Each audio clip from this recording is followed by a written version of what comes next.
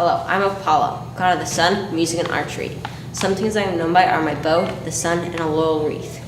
I live on Mount Olympus and I've done many things I shall tell you about. My first story for today is the story of my mother Leto and how she gave birth to me and my twin sister Artemis. It all started when Hera found out that my mother was pregnant by her husband Zeus. Hera pursued my mother and cursed her to never find solid land to give birth to me and my sister on. While Hera was pursuing my mother, she sent monsters after her, like Python. Finally, Zeus noticed and told Poseidon to thrust his trident into the ocean and create the island Delos. This is where my mother found refuge from Hera's wrath. My next story for you is the story of Python. If you remember, Hera sent Python after my mother during her pregnancy, so I wanted to take my revenge. I went to Python, who was also the protector of Delphi, one of the most well-known oracles. I slew him with all my arrows. I got my revenge and gained control of Delphi. My next story for you is the story of Marsyas. One day, Marsyas, a satyr, found a double flute thrown away by Athena.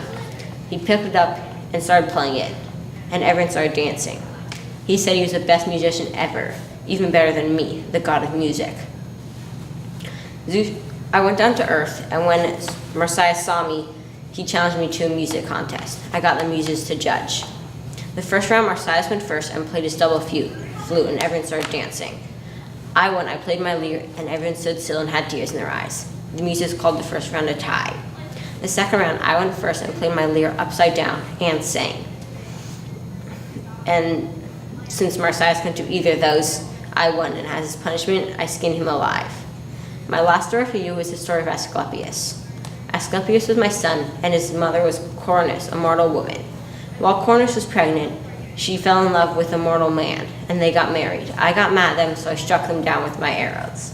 While Coronis was burning on a funeral pyre, I performed the first cesarean section and freed the baby from the flames.